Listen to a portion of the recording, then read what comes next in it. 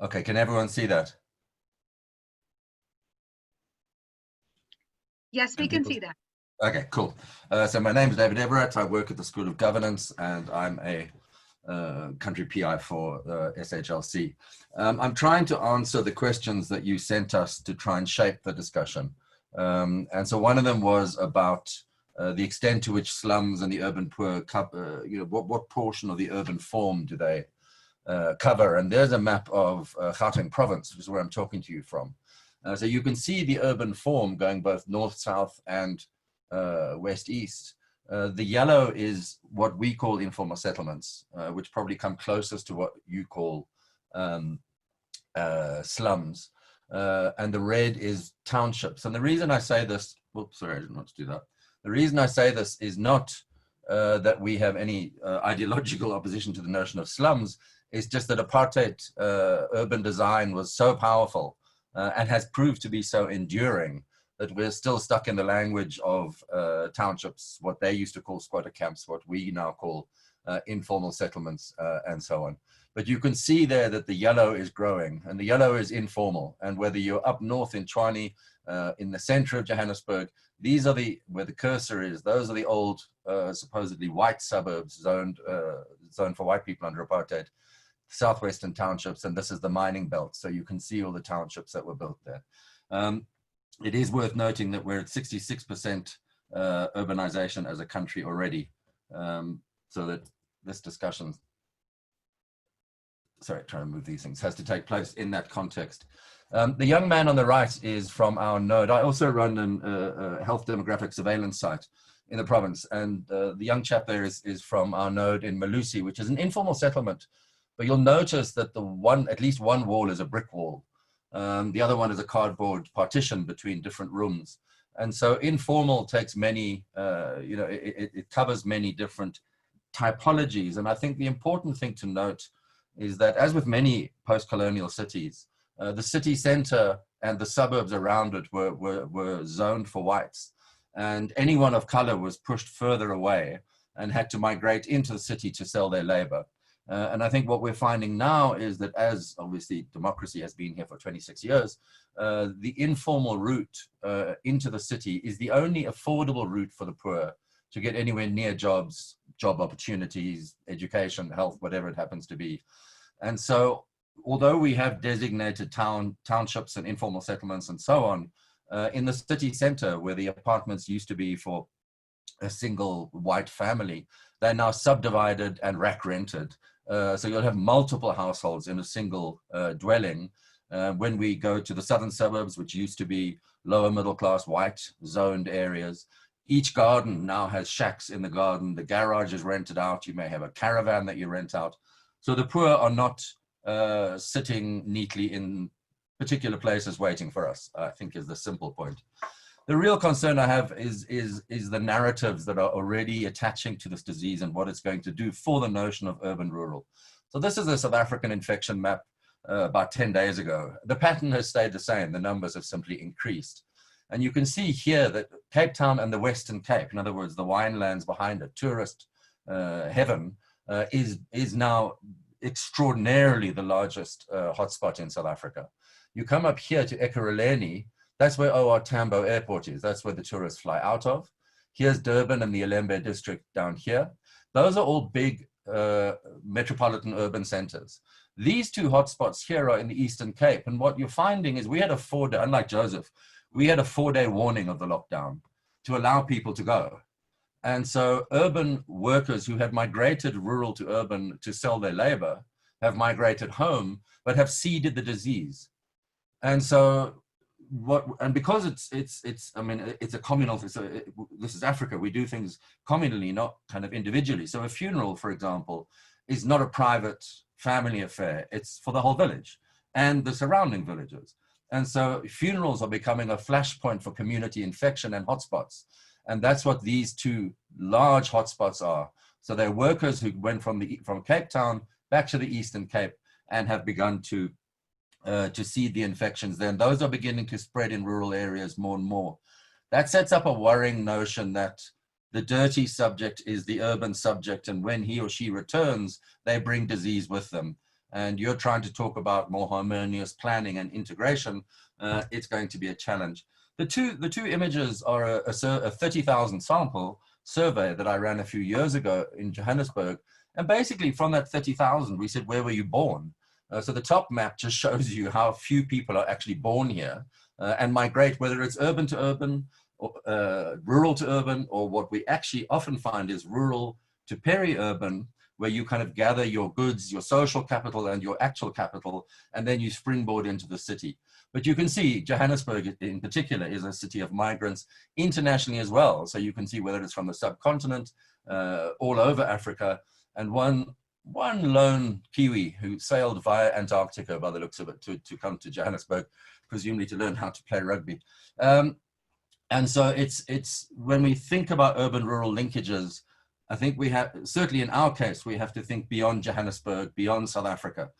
It really is a much broader issue than worrying about the borders and the boundaries that we created for ourselves. Very briefly on what's happening, we have a very hard lockdown. On Monday, it's meant to go to stage 3, which is meant to be slightly easier, which I think for middle-class people means we can get hot food at restaurants. But there's an army-enforced curfew, there's a police-enforced curfew, and what we're seeing is that we are pushing health crises into the future. So we have the highest HIV infection rate in the world, and people have gone home and they are simply not coming to the clinics to get their medicine.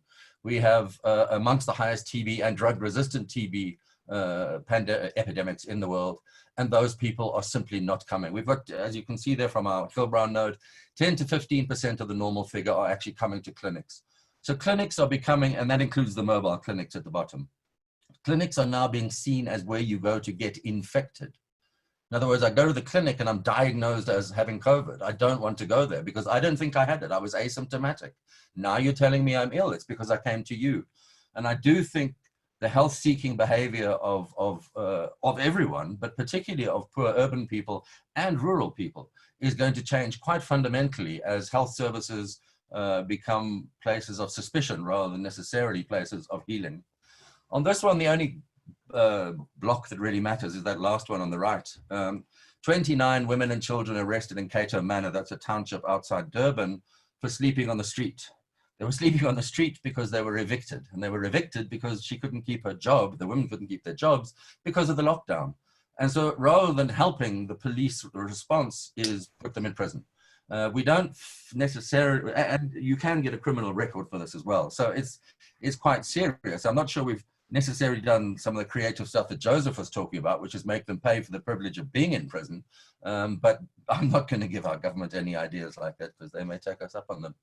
But I think his point is absolutely true. This is a week ago in Johannesburg. This is the queue for food parcels.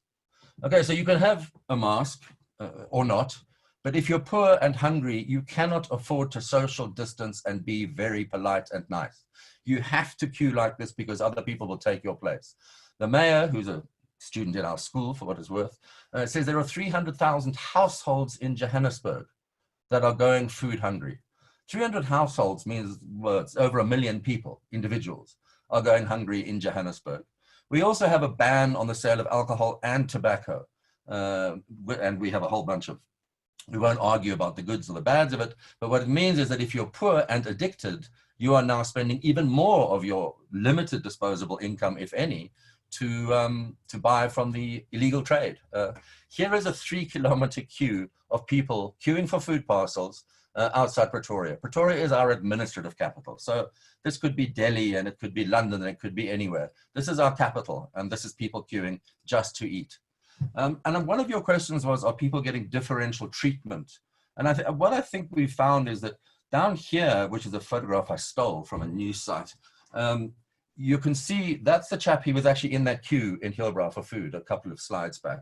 So that's what the inner city, if you're not adopted by a program, by an NGO, by one of our kinds of projects, that's how he lives. And he's starving. And he was in that queue for food. And you can see the conditions. On the right, this is an informal settlement. This 1 minute. Yeah. Okay, I'll speed up. This should be the poorest of the poor. But you can see our health worker there with his gloves, everyone with masks, a little bit too close. But other than that, really, you wouldn't have much to complain about on that one. This is just to remind us of the enormous burden, gender-based violence, psychosocial issues, mental health issues that are going to come and bite us as we go into the future. My last 2 slides, Chairperson, very briefly. I think that the narratives that are coming out of this are beginning to become extremely xenophobic. That's police in masks helping Somalians empty their their shop, forgive me, before it's burnt down by locals, and you can see someone's already spread "get out" on the wall. So xenophobia, which is South African, but also a race discourse in which it's a white disease. We were told that melanin will protect people from COVID and so on. The danger of those narratives, I think, is very, very strong. So in conclusion, and forgive me for taking so long, I think that the rural-urban linkages are going to take strain because these narratives need to be managed. I think we're thinking of this only as a health crisis. It's not. It's a kind of social contract crisis where the ties that bind us are going to be stretched to the limit. And I think if we're going to realize the new urban agenda, then we need to talk much less about smart cities and making it easy for business to do their business, and talk much more about how we deal with this inequality, xenophobia, gender-based violence that is being thrown into stark relief by COVID, but which was there before. My final point is COVID has wrecked the economy already. We're normally told no bold decisions because you'll destroy economic performance. Given that the economy is gone, this may be a chance for our leaders to actually take some bold decisions. Thank you. Wow, thank you. Many, many takeaways from that. 2 big ones that stay with me also because we've heard them echoing in many other parts. The urban person bringing the disease home. We saw many scenes in India, migrants returning home, blocked from their villages, locked out, sprayed with insecticide and germicide.